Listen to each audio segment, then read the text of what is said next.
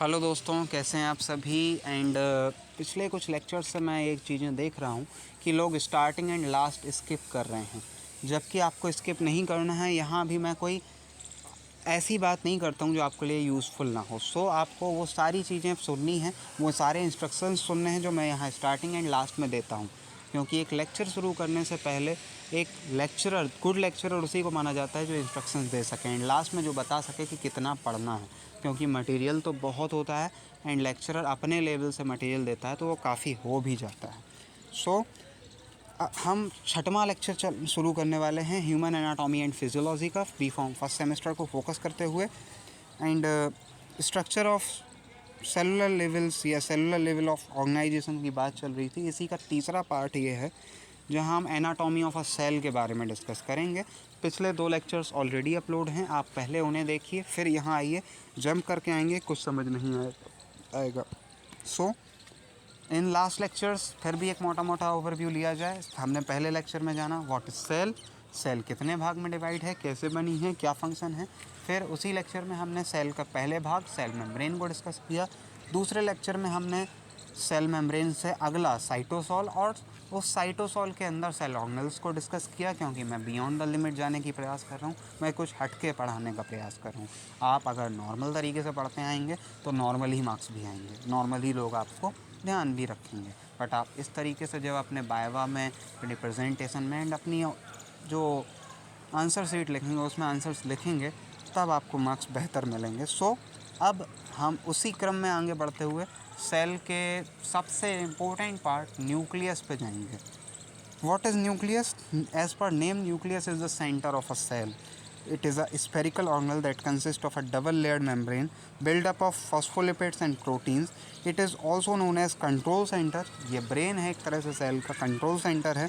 In eukaryotic cell, only in eukaryotic cell ये पाया जाता है। प्रोकैरियोटिक में पाया जाता है बट वेल डेवलप नहीं होता। It is enclosed within the membrane and consists mostly of genetic material. And मैंने आपको स्टार्टिंग लेक्चर्स में होम्योस्टेसिस जब पढ़ाया था, आपने यदि वो लेक्चर्स देखे हों, तो मैंने कहा था कि मेन क्या है एक लिविंग ऑर्गेनिज्म के लिए, that is biological reproduction.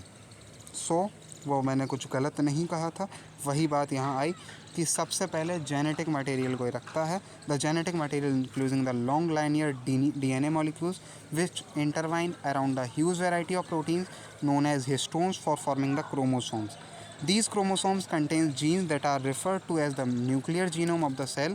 The nucleus functions to maintain the structural organization of these genes and regulate gene expression for controlling the cellular activity.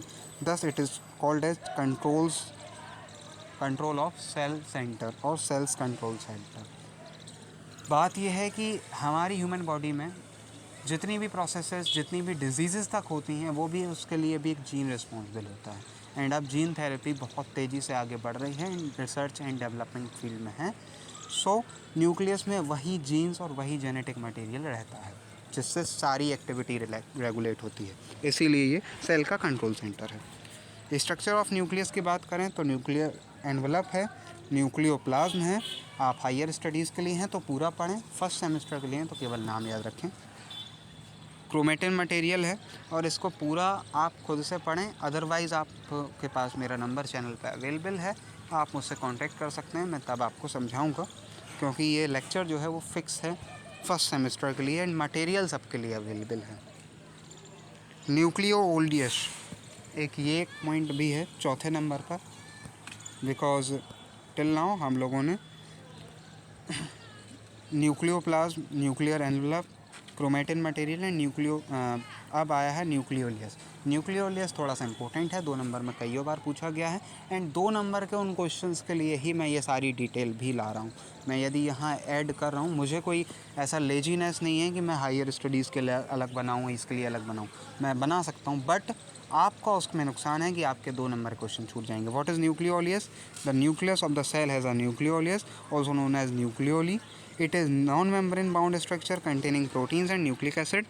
The ribosomal RNA gets transcribed inside the nucleoli. Nucleus is a dense and spheroidal mass located eccentrically in the nucleus. It is the largest and most important component of the nucleus. Generally, a nucleus contains only a single nucleolus, but There may be two or more. They are not membrane bound structure but are usually surrounded by an irregular layer of heterochromatin known as perinuclear chromatin. अब perinuclear chromatin भी किसी एक university के semester exam में पूछा गया है। मैं कुछ नहीं कर सकता, मुझे मुश्किल जानबूझ के ये चीज़ें डालनी पड़ रही हैं। मेरे लिए भी हार्ड है इतना मटेरियल एक फ़र्स्ट सेमेस्टर एक 12th पास करे हुए बच्चे को पढ़ाना, बट मजबूरी है तो मैं डाल रहा हूँ। Next is chromosome. Chromosome is easy because you biology में भी आप पढ़ कर आए हैं। The word chromosome has derived from the Greek word chroma means color and soma means body, as it has the strong ability to stain with vital and supravital dyes. Chromosomes can be defined as DNA bound proteins या histone proteins that carry genetic information from one generation to another, and chromosome he responsible होते हैं एक generation से दूसरी generation तक genetic information को ले जाने में। यहाँ एक डायग्राम भी मैंने आपके लिए दे रखा है। अगला बात, what is function of nucleus. तो फंक्शन पहला तो सेल एक्टिविटी को कंट्रोल करना और दूसरा रिप्रोडक्शन में मेनली लीड करना। छोटा सा लेक्चर था, ज़्यादा कुछ है नहीं न्यूक्लियस में, 7 नंबर में कभी कभी आ जाता है, इसलिए मैंने आपको एक अलग लेक्चर में पढ़ाया। और बात वही कि इंस्ट्रक्शंस ज़रूर फॉलो करें। हायर स्टडीज़ के लिए हैं तो पूरा पढ़ें। लोअर स्टडी फर्स्ट सेमेस्टर में है या बायोलॉजी के लिए ये वीडियो देख रहे हैं तो आप केवल उतना रखें जितना मैंने बताया। जितने नाम हैं डिस्कस आपको बहुत डिटेल में करने की ज़रूरत नहीं है। सो बी रेडी, मिलते हैं अगले लेक्चर में अगले पार्ट के साथ, क्योंकि अभी भी स्टडी ऑफ सेलुलर ऑर्गेनिज्म ही कंटिन्यू रहेगा। माना कुछ ज़्यादा लेक्चर्स हो गए but detailed and higher studies के हिसाब से बेहतर हैं।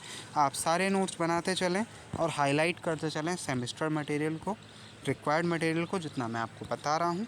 एंड ये तीसरा पार्ट था, शायद 1 या 2 पार्ट और रहेंगे और उसके बाद हम इसको ख़त्म करके अगले मैटर पे जंप करेंगे। Thanks for watching this video. मेरा नंबर अवेलेबल है, मुझे कमेंट करके बताइए। चैनल के डिस्क्रिप्शन में मेरा नंबर अवेलेबल है, आप उससे भी मुझे मैसेज करके बता सकते हैं। अदरवाइज़ मुझे चैनल की कमेंट सेक्शन में कमेंट करके बता सकते हैं कि आपको क्या समस्या और मेरे एफर्ट आपको कैसे लग रहे हैं। Thanks for watching again.